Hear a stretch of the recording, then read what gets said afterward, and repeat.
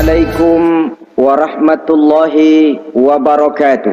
Waalaikumsalam warahmatullahi wabarakatuh. Bismillahirrahmanirrahim. Alhamdulillahi rabbil alamin. Wassalatu wassalamu ala ashrafil anbiya'i wal mursalin, imamil muttaqin, sayyidil ghurril muhajjalin, sayyidina wa maulana Muhammadin wa ala alihi wa ashabihil mujahidin at-tahirin rahimakumullah. Kejadian dan keberadaan kita dalam kehidupan di dunia ini merupakan kejadian dan keberadaan yang terima jadi atau terima beres. Artinya tidak seorang pun di antara kita yang dahulunya pernah mesen untuk punya potongan seperti yang sekarang ini, punya warna kulit seperti yang sekarang ini, punya bahasa seperti yang sekarang ini. Seluruhnya kita terima jadi. Oleh karena kita terima jadi, maka Allah tidak menilai manusia dari rupa dan potongannya, tidak juga dari harta bendanya. Bersabda Nabi kita, innallaha la yanzuru ila suwarikum wa amwalikum walakin yanzuru ila qulubikum wa a'malikum. Sesungguhnya Allah Subhanahu wa ta'ala tidak melihat potonganmu, tidak melihat harta bendamu, tetapi yang dilihat dan dinilai oleh Allah Subhanahu wa ta'ala tidak lain adalah hati dan amal perbuatanmu. Kenapa rupa paras yang cantik tidak dijadikan penilaian utama oleh agama? Pertama, karena yang namanya cantik adalah relatif, tergantung siapa yang memandang. Yang menurut saya cantik, menurut saudara belum tentu cantik, dan yang menurut saudara cantik, menurut saya mungkin jelek, enggak ketulungan. Oleh karenanya di kalangan para ahli cinta ada perbedaan pendapat. Sebenarnya cantik yang bikin orang jatuh cinta atau cinta yang menyebabkan orang jadi cantik? Dua-duanya bisa saja terjadi. Mungkin karena cantik orang lalu jatuh cinta, mungkin sudah kadong cinta biar gempor cantik juga. Tapi yang jelas cantik adalah relatif. Yang kedua, cantik itu temporer, berubah oleh pergeseran masa dan pertukaran waktu. Tidak ada orang makin ke ujung makin cantik. Sekarang dia sedang sweet 17-an, umur 17-an, of course cantik bukan alang kepala. Seluruh yang ada dalam dirinya menjadi syair di kalangan para remaja. Rambutnya katanya ikal berderai, pipinya bak paut dilayang, lalu janggutnya katanya macam lebah bergantung, alisnya macam semut beriring. Kalau dia senyum orang pada lemes. Itu sekarang 2, 30, 40 tahun yang akan datang, kalau dia senyum mungkin orang lari semua. Cantik itu temporer. Dan yang ketiga, di atas langit masih ada langit lagi. Di atas yang kita anggap cantik, rupanya masih ada yang lebih cantik lagi. Oleh karena itu, penilaian inti dari agama bukan soal potongan, bukan soal harta benda, tapi hati dan amal perbuatan. Alangkah lebih idealnya lagi kalau hati yang baik dan perbuatan yang baik berada pada rupa yang elok juga. Inilah yang dinamakan kecantikan zahir dan batin. Dan ini yang dimiliki oleh Nabi Allah Yusuf alaihi salam yang akan kita bicarakan pada pertemuan kita kali ini. Pantas kalau pada saat kita berdiri di muka cermin, disunahkan kita membaca doa seperti yang diajarkan Nabi, Allahumma kama hassanta khalqi fahassin khuluqi. Ya Allah, sebagaimana telah engkau baguskan rupaku, baguskan juga kiranya akhlak dan budi pekertiku. Supaya kecantikan zahir diiringi dengan kecantikan batin. So apa gunanya zahir yang cantik kalau batinnya berbahaya? Itu yang orang bilang, apa guna katanya berkain batik kalau tidak dengan kebaya? Apa guna berparas cantik kalau melulu bawa bahaya? Saudara-saudara yang saya hormati, Nabi Yusuf alaihi salam diberikan oleh Allah ketampanan zahir dan batin. Artinya zahirnya beliau memang tampan, batinnya pun memang beliau adalah baik. Dan inilah kebaikan yang berlipat ganda. Kadang-kadang ada orang yang tampangnya sederhana saja, tapi batinnya baik. Itu lebih baik ketimbang yang zahir dan penampilannya baik, tapi batinnya rusak. Maka kebaikan yang dianugerahkan Allah dalam kehidupan ini sesungguhnya bukan untuk to show only, bukan cuma untuk sekedar dipamerkan, jadi kebanggaan, macam kontes ratu-ratuan yang manfaatnya hampir tidak ada.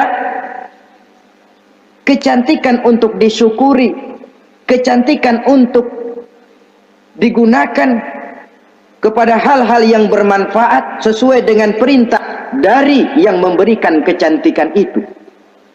Saudara-saudara yang saya hormati, Nabi Yusuf alaihi salam seorang nabi yang oleh Allah diberikan kecantikan zahir dan juga kecantikan batin. Beliau adalah putra dari Nabi Yakub, dari Nabi Ishak, dan dari Nabi Ibrahim alaihi salam. Artinya ayah beliau bernama Nabi Yakub, kakeknya adalah Nabi Ishak, dan datuknya adalah Nabi Ibrahim alaihi salam. Ia bersaudara sebanyak 11 orang. Dari orang saudaranya ini hanya satu yang seibu sebapak, yaitu Benyamin. Sedangkan yang lain adalah saudara dari lain ibu. Nah, sejak kecil Nabi Yusuf ini sudah memperlihatkan tanda-tanda bahwa di kelak kemudian hari dia akan tumbuh menjadi seorang besar. Sebab itu wajar kalau ayahnya memberikan perlakuan yang agak istimewa kepada Nabi Yusuf. Dan ini tentu memancing sifat iri dari saudara-saudaranya yang lain. Apalagi pada satu malam Nabi Yusuf di kala remaja itu pernah mimpi. Mimpi ini beliau ceritakan kepada ayahnya. Kata beliau, "Ya abati, inni ra'aitu ahada asyara kawkaba wasyamsa wal qamara ra'aituhum li sajidin." Jadi satu hari Nabi Yusuf cerita kepada ayahnya, "Ayah, saya mimpi." Mimpi apa Yusuf? "Saya melihat dalam tidur saya ada 11 bintang, lalu matahari dan bulan. Saya lihat seluruhnya sujud kepada saya." Ayahnya mendengar mimpi ini, mengerti takwil, lalu pesan kepada Nabi Yusuf, "Yusuf, mimpi ini jangan kau ceritakan kepada saudara-saudaramu. Mereka sudah punya pandangan yang tidak baik kepada dirimu. Kalau ini kau ceritakan, mungkin akan membahayakan bagi dirimu." Sebab rupanya saudara-saudaranya yang lain ini iri hati kepada Nabi Yusuf yang memiliki keistimewaan dan mendapat perhatian istimewa juga dari orang tuanya. Saudara, kita tahu ini sesuatu yang wajar dalam kehidupan. Pepatah bilang, likulli zi ni'matin mahsudun.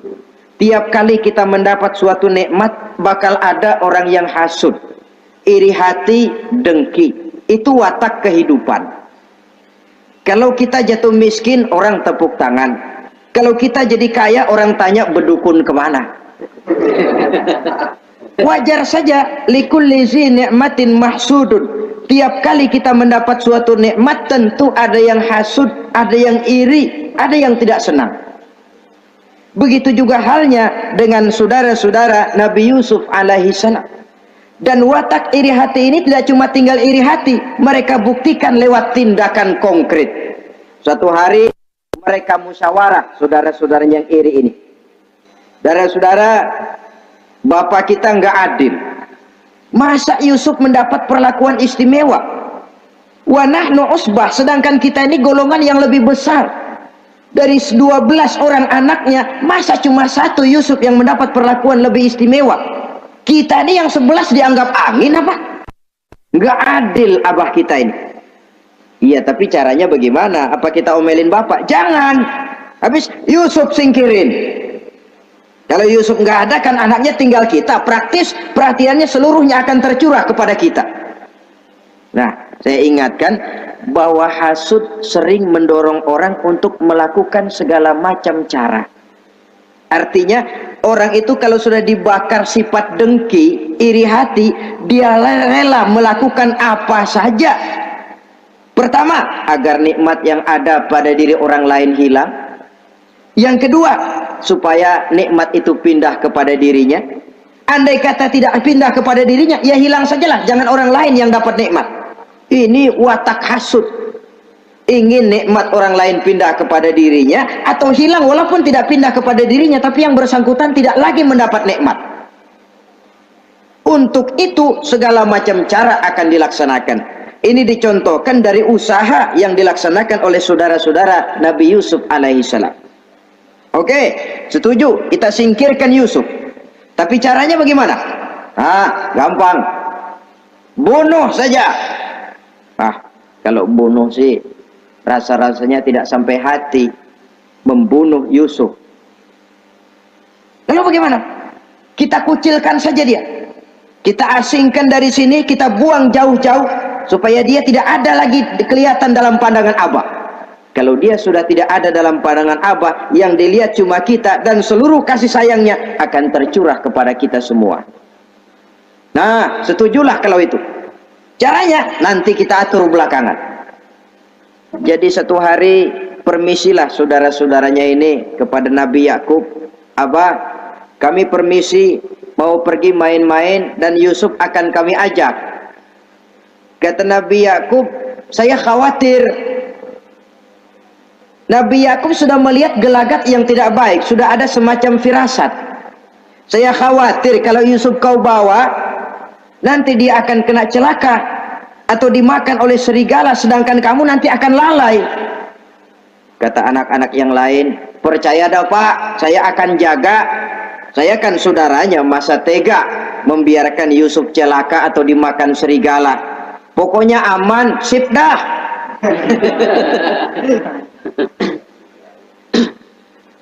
Akhirnya Nabi Yakub mengizinkan. Pergilah 12 bersaudara ini pergi bermain-main. Mula-mula berkejar-kejaran, Yusuf ikut main kejar-kejaran. Lantas buka baju, Yusuf ikut buka baju. Sampai ketika tiba di tepian sebuah sumur tua, rencana yang sudah disepakati itu dilaksanakan. Nabi Yusuf diangkat beramai-ramai, digotong lalu dimasukkan, diceburkan ke dalam sumur mati itu. Kemudian baju Nabi Yusuf itu mereka basahi dengan darah kambing. Setelah itu mereka pun pulang menemui Nabi Yakub alaihi salam dengan rasa sedih yang dibikin-bikin. Ini penyakit hasud. Jadi kalau orang hasud kepada kita, begitu kita mendapat kesulitan, dia datang dengan air mata buaya. Belagak sedih, belagak ikut berduka cita, padahal sih hatinya sorak. Padahal batinnya girang bukan main. Pak, saya ikut berduka cita, Pak, saya ikut sedih. Padahal hatinya biar mampus loh.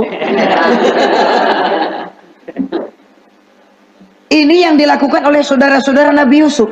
Mereka datang dengan air mata berurai, nangis, Abah, ketika kami sedang main-main, Abah, kami lupa, kami tinggalkan Yusuf sendirian.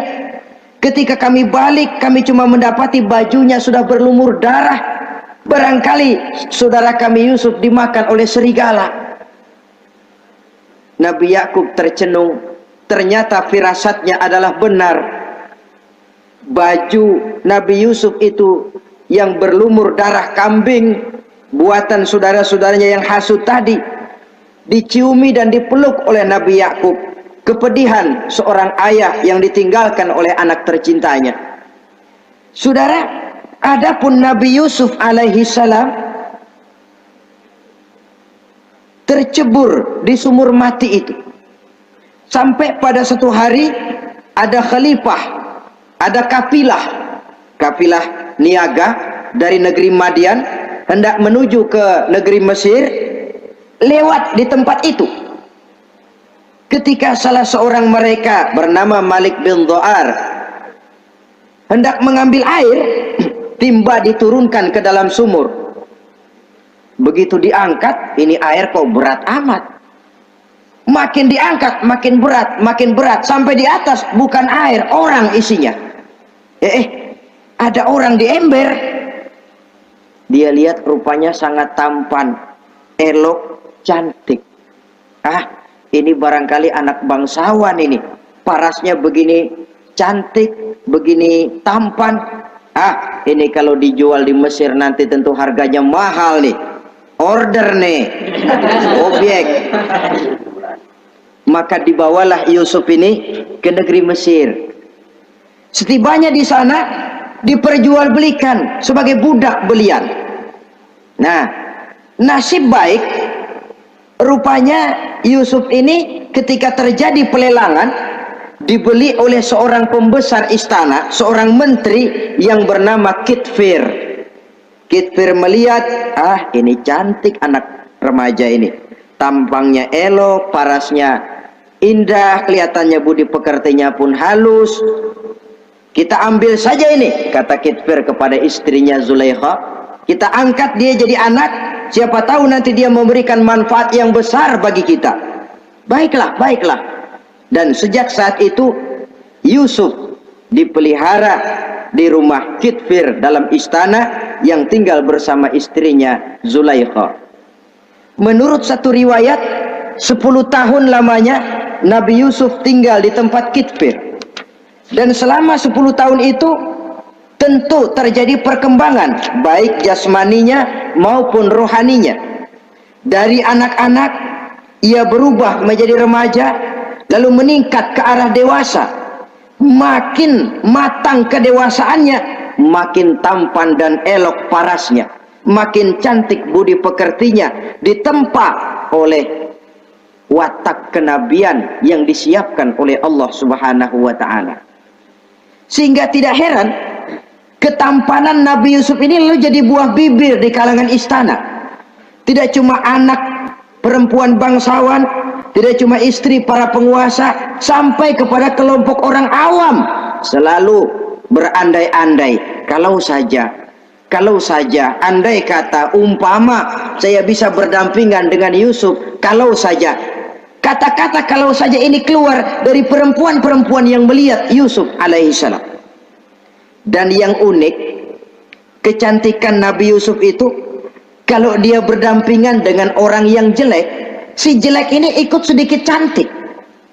Biasanya kan kalau ada orang ganteng duduk berdampingan sama orang jelek, ganteng makin kelihatan kegantengannya, yang jelek makin demek. Itu biasanya. Tapi kecantikan Nabi Yusuf ini tidak mengangkat orang lain.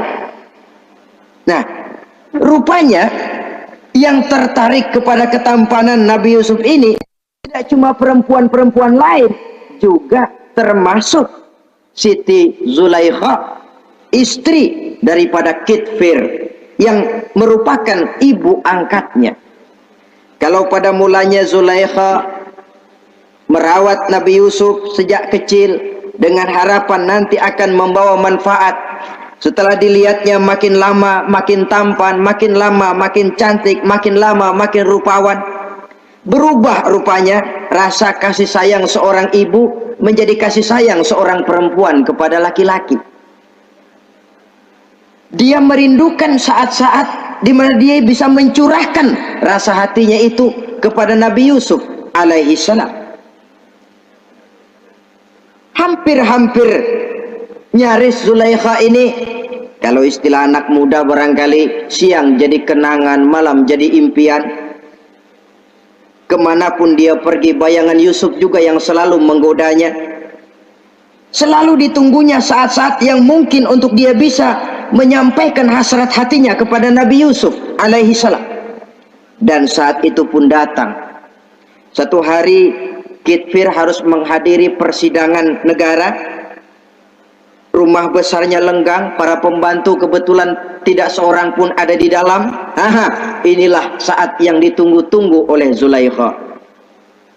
Keluarlah ia dari kamarnya dengan pakaian yang tipis sewarna dengan warna kulitnya, sehingga pakaian dalamnya nyaris tembus. dengan langkah yang diatur sedemikian rupa, memancing rangsangan, ia datang menghampiri Yusuf alaihi salam. Lalu dengan suara lemas memelas, ia pun memanggil Yusuf. Ada apa tuanku? Sini yang. Kalau bahasa kita. Melihat mendengar suaranya yang lain dari hari-hari biasa, apalagi melihat pakaian Zulaikha yang begitu tipis, jantung Nabi Yusuf berdetak sangat cepat, darah mengalir dengan cepat. Maklum beliau juga manusia, laki-laki normal terlepas dari kenabiannya. Jantungnya dak dikduk. Kemari Yusuf, sini. Ada apa tuanku? Sudah lama Yusuf. Lama apa tuanku? Saya memendam rindu kepadamu Yusuf. Siang malam engkau juga yang jadi tumpuan harapan saya. Kemanapun saya pergi seakan wajahmu juga yang saya lihat Yusuf. Tidur saya jadi tak nyenyak. Makan saya tak pernah membawa kekenyangan Yusuf. Tidur yang biasanya mendatangkan semangat seolah semuanya pergi meninggalkan saya Yusuf. Hembusan sepoi pagi mengusap bunga merekah dalam taman yang biasanya membawa keindahan, semuanya telah berganti dengan keindahan wajahmu Yusuf. Sinilah sebentar, penuhi hasrat hati saya. Saya segan tuanku.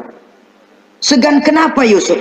Saya tidak mau mengkhianati tuan saya yang telah berbuat baik kepada saya. Apakah saya juga tidak pernah berbuat baik kepadamu? Benar, tuan juga berbuat baik kepada saya. Tapi pantang saya mengkhianati majikan saya. Yusuf, sekarang kesempatan yang baik. Kit Pierce, suami saya, sedang menghadiri persidangan penting di negara, di istana, dan rasanya akan lama dia baru kembali. Sementara para pembantu kita tidak ada di sini. Saya malu tuanku, saya segan. Malu kepada siapa? Tidak ada yang tahu, tidak ada yang lihat. Allah. Saya takut, saya malu kepada Allah tuanku. Padahal kalau menurut ukuran hati, Quran menjelaskan walaqad hammat bihi wa hamma biha. Sebenarnya Zulaikha cinta kepada Yusuf, Yusuf pun senang kepada Zulaikha. Iblis sibuk bukan main memasang jerat, pasang besi berani biar pada nyetrum.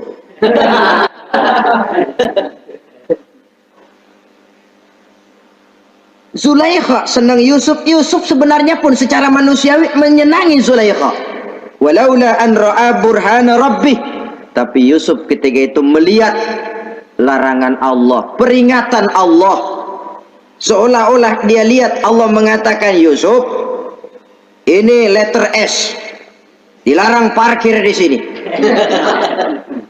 Menurut satu riwayat, Nabi Yusuf melihat ayahnya Nabi Yakub melambai-lambaikan tangan menyetop, seolah-olah melarang dia meneruskan langkahnya.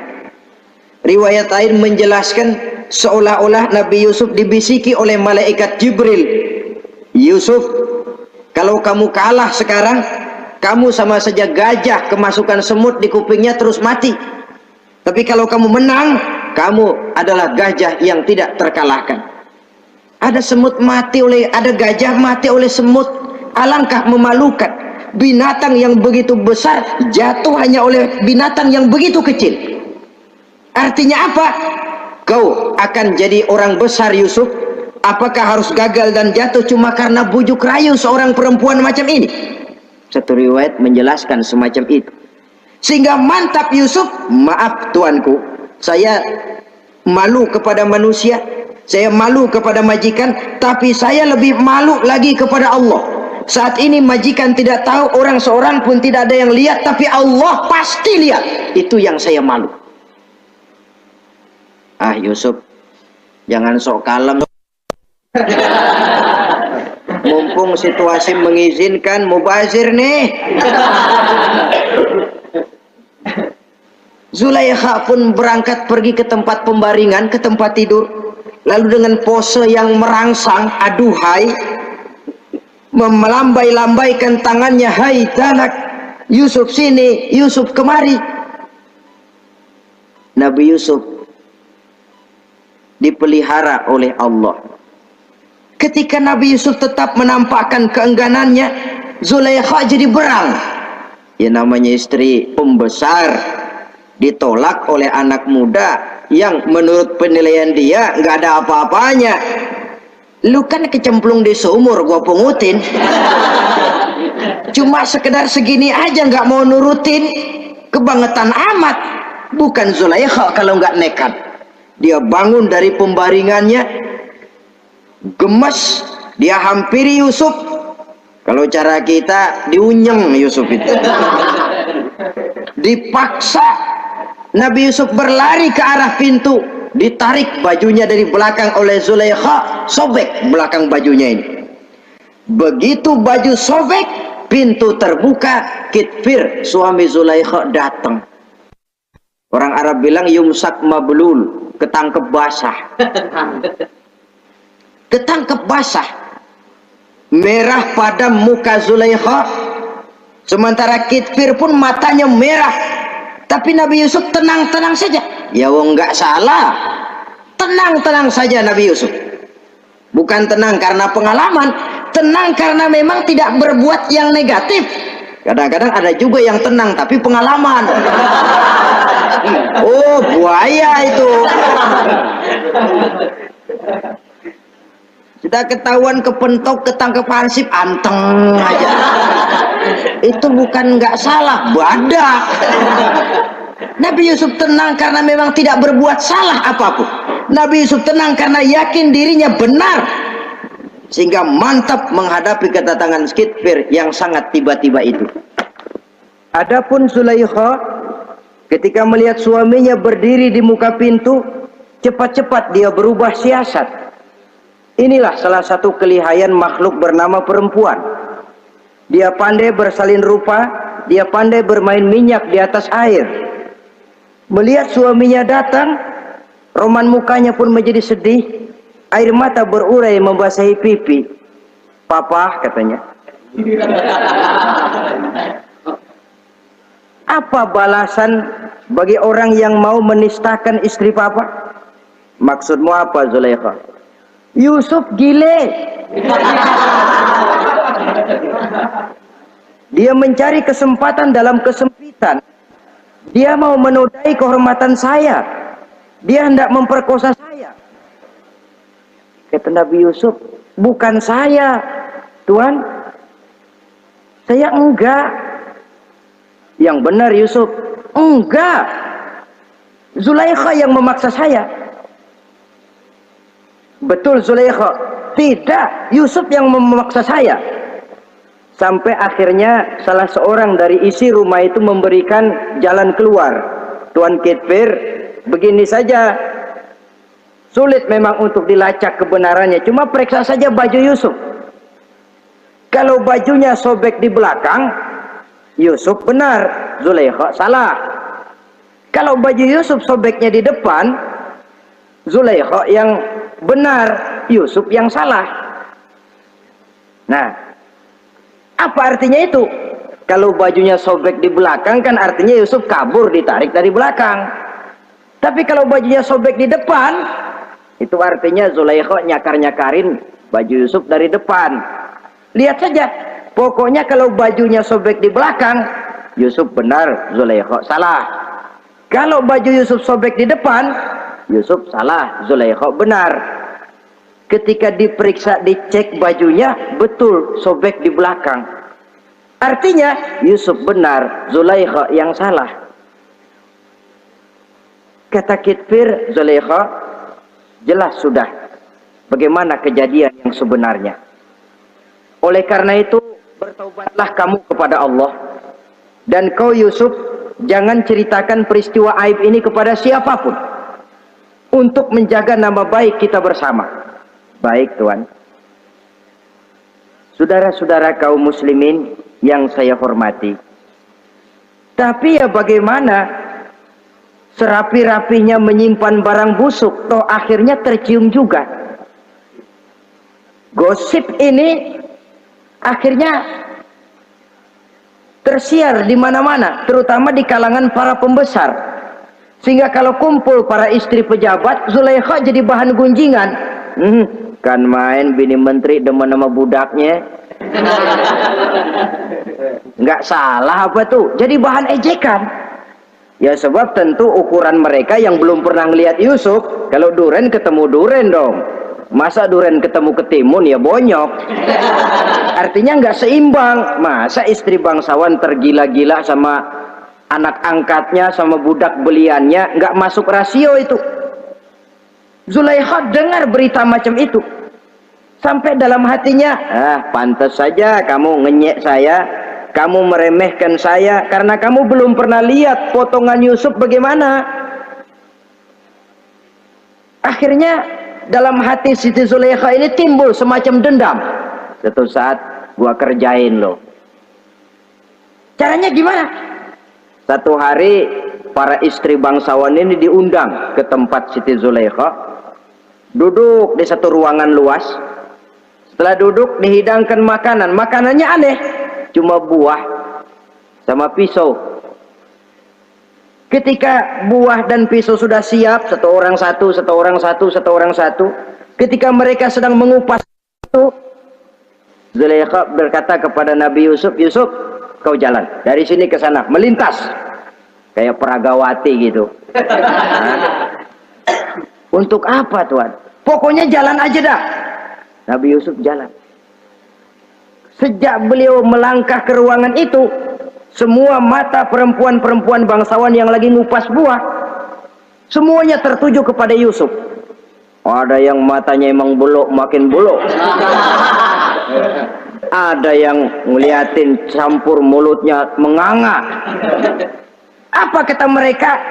Falamma ra'ainahu akbarnahu wa qatta'na aydiyahunna wa qulna hasya lillah ma hadza bashar in hadza illa malakun karim. Falamma ra'ainahu, ketika perempuan-perempuan itu melihat Yusuf, akbarnahu, mereka agungkan Yusuf. Wa qulna hasya lillah, mereka bilang, ini sih bukan orang nih. Ini malaikat nih. Bukan orang. Nah, orang segini cakepnya. Artinya belum pernah mereka lihat paras yang secantik dan setampan itu. Akibatnya apa? Nggak berasa mau motong buah, keiris tangan. Rata-rata perempuan yang ada di situ tangannya pada luka. Kenapa? Mau motong buah, mata kemana, mulut kemana, tangan kepotong. Melihat itu semua, Zulaikha puas. Nah, kamu baru melihat sekejap. Bagaimana saya yang siang malam melihat Yusuf? Bagaimana saya yang tiap saat hidup bersamanya? Bagaimana saya nggak merindukan dia? Ente yang baru pernah ngelihat sekelebatan udah motong tangan. Saya yang tiap hari sama-sama dia nggak celeng juga udah pantas. Saudara-saudara kaum muslimin yang saya hormati, akhirnya untuk menjaga nama baik keseluruhannya, Nabi Yusuf pun mengalah. Karena berita ini sudah tersiar, Yusuf dipojokkan. Tidak cuma sekedar dipojokkan, beliau dimasukkan ke dalam penjara. Tapi apa kata beliau? Rabbi sijnu ahabbu ilayya mimma yad'unani ilaih. Ya Allah, kalau memang karena resiko penolakan saya terhadap ajakan Zulaikha menyebabkan saya harus masuk penjara, penjara lebih saya sukai, penjara lebih saya cintai ketimbang ikut kemauan Zulaikha. Saudara-saudara, kadang-kadang kita berpikir, kalau kesempatan itu datang kepada kita, mampukah kita menjatuhkan pilihan seperti pilihan Nabi Yusuf ini? Lebih baik penjara ketimbang mengikuti bujuk rayu perempuan untuk melakukan perbuatan yang menyeleweng ini. Ini yang dipilih oleh Nabi Yusuf, tegar. Kalau memang sebagai resikonya saya harus masuk penjara, penjara lebih saya cintai, penjara lebih saya suka daripada mengikuti bujukan Zulaikha. Teguh karena suatu prinsip. Bukankah dalam perjuangan menegakkan akidah, Kadang kita mendapat piala, tapi tak jarang kita berhadapan dengan penjara. Kadang kita disanjung, kadang kita dicaci. Itu romantika perjalanan dari yang namanya perjuangan. Tapi pilihan harus ada. Ketimbang ikut bujuk rayu perempuan yang mengajak melakukan perbuatan serong, penjara lebih saya cintai. Sudah pada saat hendak diajak tidak ada yang melihat, beliau menolak. Akibat penolakannya pun masuk penjara, tapi penjara lebih menyenangkan hatinya. Ketimbang hidup merdeka, tapi jiwa terpenjara. Inilah Nabi Yusuf barangkali. Biar badan masuk penjara, asal jiwa merdeka. Kita sekarang sebaliknya. Jiwa terpenjara tidak jadi soal, asal badan merdeka. Maka jiwa kita sering dijajah. Entah dijajah harta, entah dijajah pangkat dan jabatan, entah dijajah iblis. Jiwa kita yang terpenjara, sementara badan kita merdeka. Nabi Yusuf tidak. Biarlah badan di penjara, asal jiwa merdeka untuk menegakkan sesuatu yang hak. Saudara-saudara yang saya hormati, adapun di dalam penjara itu, Nabi Yusuf satu sel dengan 2 orang bekas pelayan istana yang dituduh menaruh racun ke dalam hidangan yang hendak disajikan kepada raja. Yang satu tukang ngatur minuman, yang satu tukang ngatur makanan untuk raja. Siapa yang naruh racun nggak jelas, tapi dua-duanya ditahan. Nah, sampai satu malam teman satu sel ini dua-duanya ngobrol kepada Nabi Yusuf. Yusuf, kami ini dipenjara karena dituduh menaruh racun ke dalam hidangan yang dihidangkan kepada baginda raja. Siapa yang salah, kami sendiri tidak tahu. Saya nggak ngerasa naruh racun, kata yang tukang ngatur minum. Saya juga enggak, kata yang tukang ngatur makan. Sampai satu malam mimpi. Mimpi itu diceritakan kepada Nabi Yusuf. Kata yang tukang ngatur minuman, Yusuf, saya mimpi.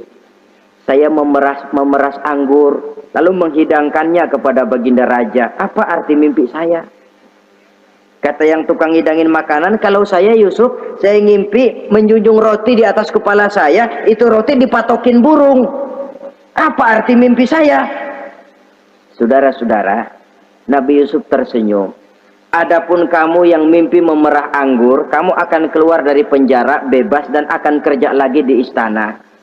Adapun kamu yang mimpi menjunjung roti dipatokin burung, kamu akan dihukum mati, disalib, dan kepalamu akan dipatokin oleh burung. Ini tukang roti ngotot, bisa aja lu ah. Ya lempengan apes ramalannya.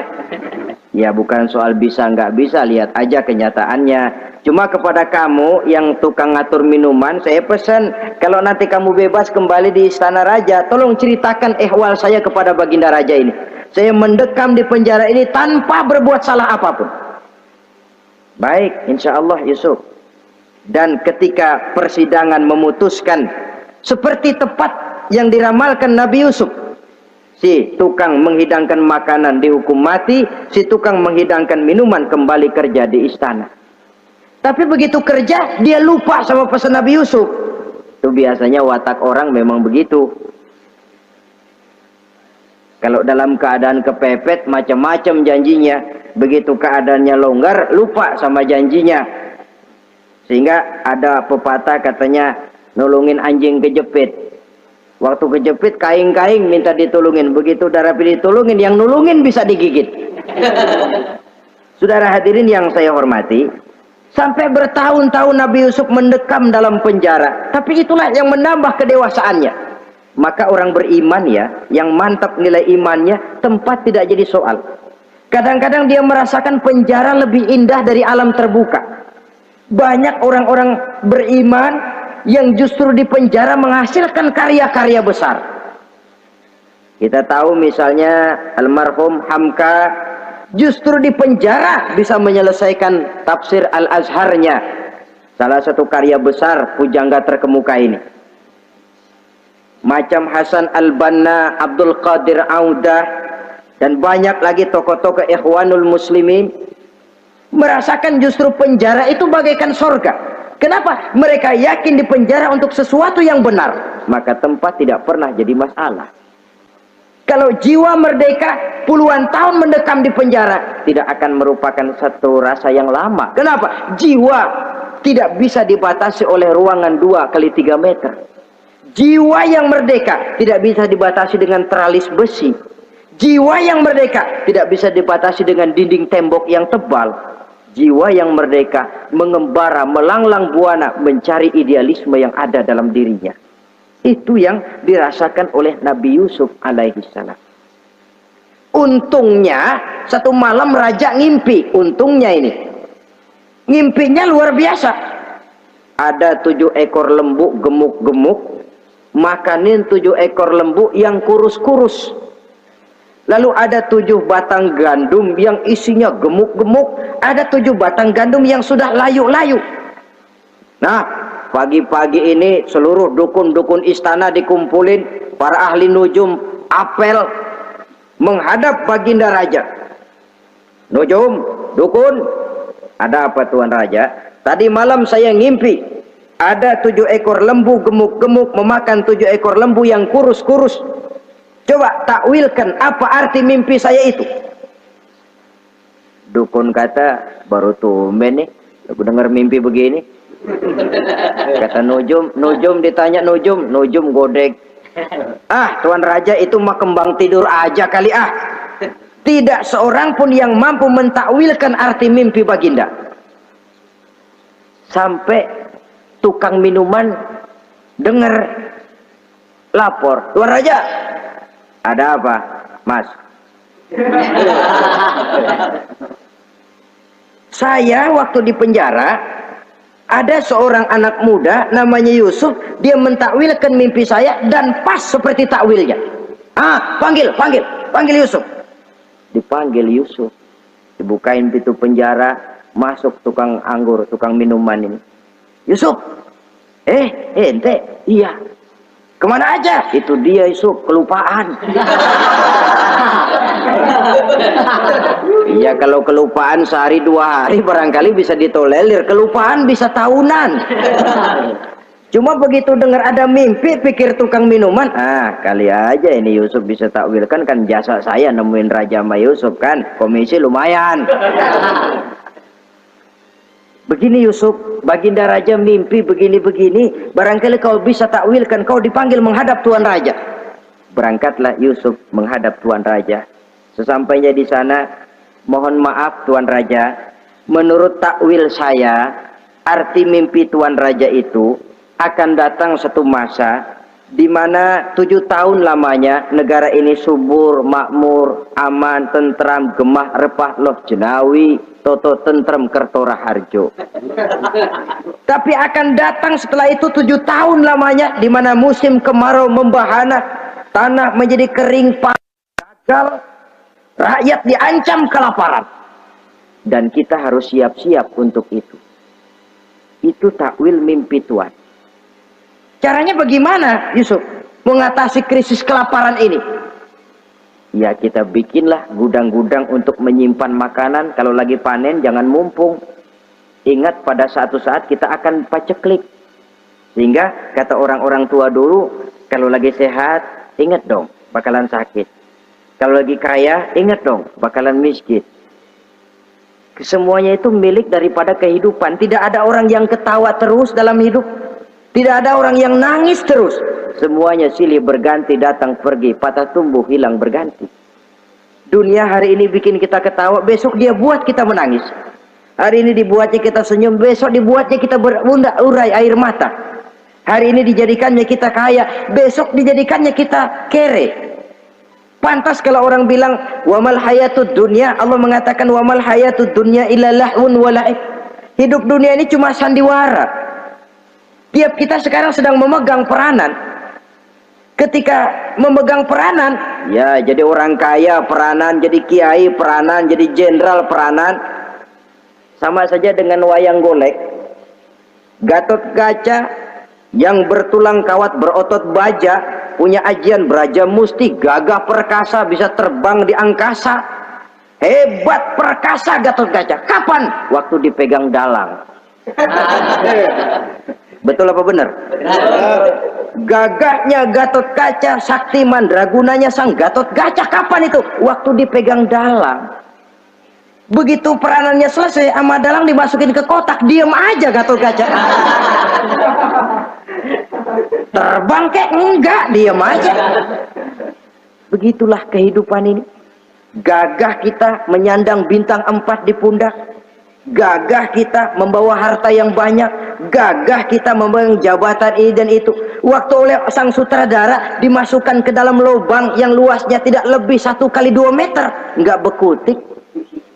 Nggak ada yang lawan.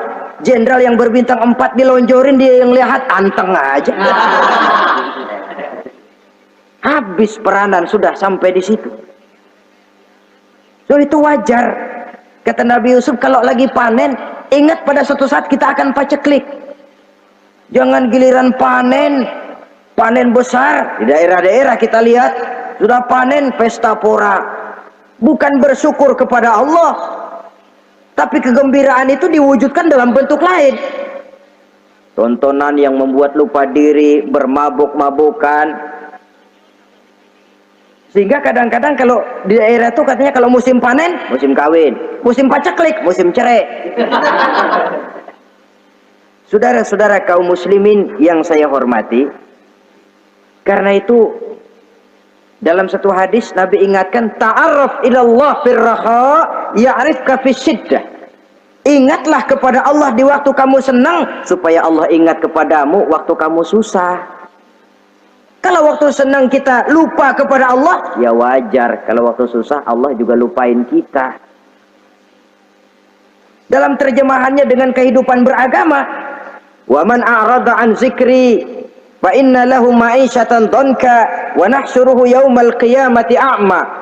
Siapa yang berpaling daripada peringatanku, kata Allah, aku akan berikan dia penghidupan dan kehidupan yang sempit. Sempit itu apa? Lalu tidak punya duit? Punya duit. Apa tidak punya harta? Banyak harta. Tapi banyaknya harta, tumpukan duit tidak membuat hatinya makin luas, tidak membuat hidupnya makin lapang. Sempit, sempit, dan sempit itu azab. Yang paling celaka, wa nahsyuruhu yaumal qiyamati a'ma. Di akhirat kami kumpulkan dia bersama orang-orang buta. Allahu Akbar. Di padang mahsyar, dikala orang sibuk, pusing dengan urusan masing-masing, buta lagi. Yang nggak buta aja pusing. Mereka teriak-teriak, qala rabbi lima hasyartani a'ma wa qad kuntu basira. Ya Allah, kenapa kami buta padahal waktu di dunia kami melihat? Allah jawabnya enak aja, kadzalika atatka ayatuna fanasitaha wa kadzalika al-yauma tunsa. Rasain dulu. Dulu waktu di dunia datang peringatanku pada belaga pilon, kamu lupakan. Sekarang juga pantas kamu dilupakan. Waktu susah kamu lupa, waktu senang kamu lupa Allah. Waktu susah juga pantas kamu dilupakan Allah. Waktu di dunia kau berpaling dari peringatan Allah, kalau sekarang Allah berpaling kepadamu juga adil. Walaupun kalau Allah mau tidak berpaling juga adil, sebab Allah itu mutlak. Tidak ada yang membatasi apa yang dimaui oleh Allah. Saudara-saudara kaum muslimin, itu pesan Nabi Yusuf. Bikin gudang yang besar, simpan bahan makanan untuk persediaan musim kemarau. Kalau begitu sekalian aja deh Yusuf. Sekalian bagaimana Tuan Raja? Kau saya angkat jadi menteri urusan makanan dan urusan kemakmuran. Tuan Raja, apa enggak terburu-buru?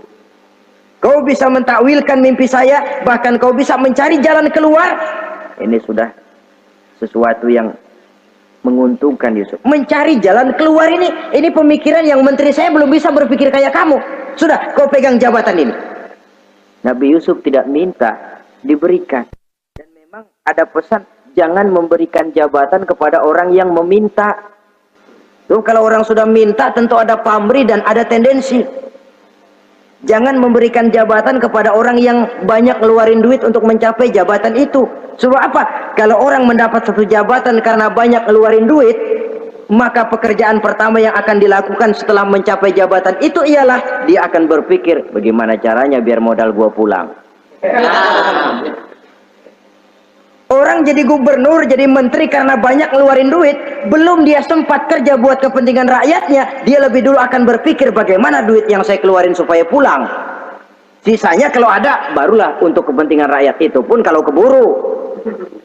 Saudara-saudara yang saya hormati, Nabi Yusuf tidak pernah minta jabatan. Raja memberikan jabatan itu.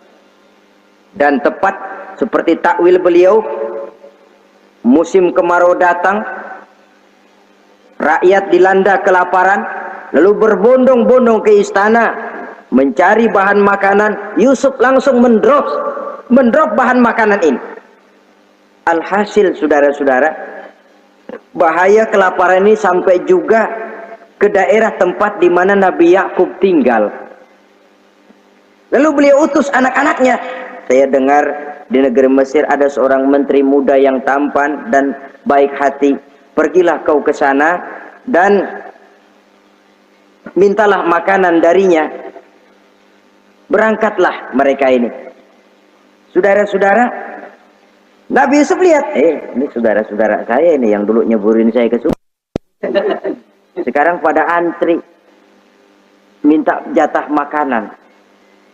Kalau kita lagi di atas ngelihat orang di bawah kan enak. Yang bawah kelagapan. Orang sedang berkuasa, namanya lagi berkuasa, ngomong apa juga benar. Orang kalau lagi berkuasa kentut bagus masih. Tapi kalau sudah jatuh, jangankan apalagi buang angin, batuk aja diomelin. Miskin batuk melulu lah. Di atas itu, posisi di atas gampang buat mob. Andai kata Nabi Yusuf waktu itu mau menteror, membalas saudara-saudaranya, kesempatan emas.